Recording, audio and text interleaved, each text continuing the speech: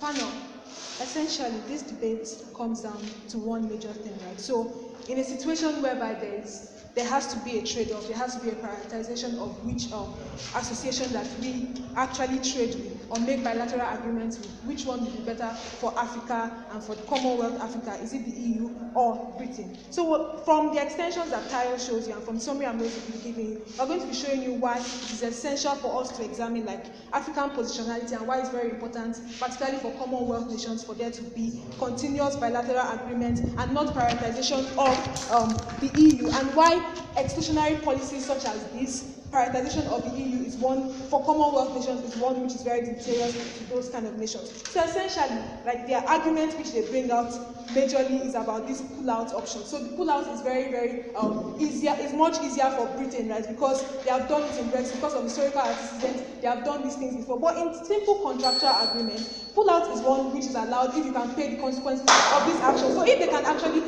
pay the consequences of this pull-out to African nations, which they are going to do in BREXIT as well, pull-out is one which is legitimate and which is allowed. And we see that pull-out is one which would happen in all levels, right? Because these people are more powerful than African nations, more powerful than Commonwealth nations. But we have more laws which is actually controlling these Commonwealth African nations as regards Britain than those which we have as regards the EU. So we think that this is even much more seen in when there are relations between Britain and when there are relations between the EU. Then they talk about harmonization, that it's easy to, because these guys say there's difficulty of harmonization, they say it's easy to actually harmonize these things and we don't have a problem with this. But we see in many cosmopolitan societies where harmonization is a big problem. In UN, for example, when they cannot make simple policies or decisions because they have to harmonize so many interests of these individuals and lead to a big decision. So we think this is one which is very problematic, and we think this is one which makes it much more easier for us to actually trade with Britain for many other reasons aside from this. So this guy's major problem is that it is better to deal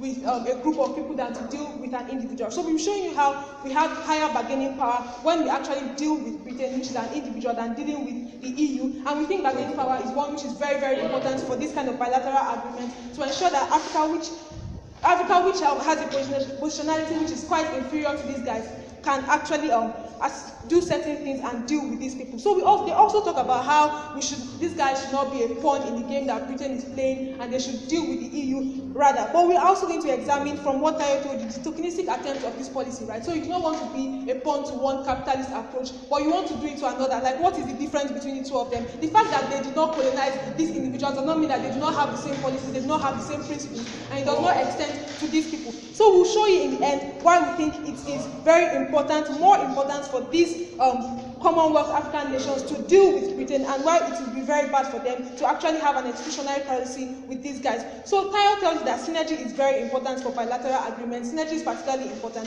So apart from language, which these guys tell, we also think laws are particularly important also, because these guys said there can be a problem that would come up whereby these guys pull out. But when we have laws that are similar to theirs, like common law, for example, where we can actually redress issues and all of that, and we have Commonwealth policies which also extend to this kind of thing. So there are policies which actually deal with like Commonwealth nations, which we might not necessarily get from the EU level. So we think there's more synergy when we actually deal with Britain than when we deal with the European Union. So basically, our extension is on bargaining power and where we derive it from most. So do we derive bargaining power most when we deal with Britain alone, or when we deal with just with the EU as a whole? So we think we derive the highest bargaining power when we deal with one organization, but because we think from historical antecedents, from connections with this single nation, we have better ways to deal with these people than the entirety of the EU. The EU has over 20 participants to this who might not necessarily agree with certain agreements and might not necessarily agree with this kind of thing. So we have a larger problem of harmonization, and we have less bargaining power to actually deal and make policies and agreements with these individuals. So there's more bargaining power when we have this kind of people, when we have these individuals who are just one organization and who are not like a plethora of organizations. Opening.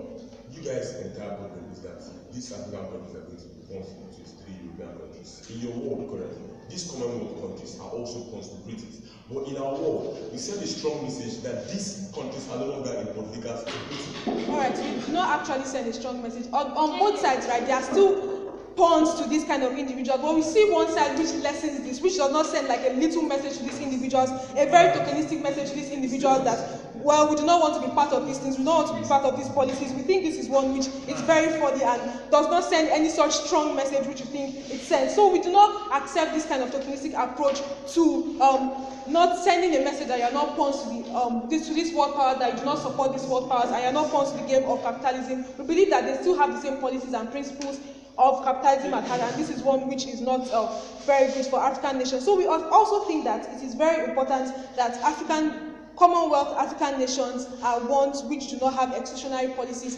against Britain, who they have very strong ties with, who they can make better trade agreements with, who they can make better bilateral agreements with, who they have other things that extend beyond this, like laws which regulate them. Even language, which this guy don't think is important, we think is particularly important for this kind of people. And also Commonwealth policies which guide this kind of transactions and which guide this kind of agreement. So we think it's very important that these guys actually do not exclude these people. Closing.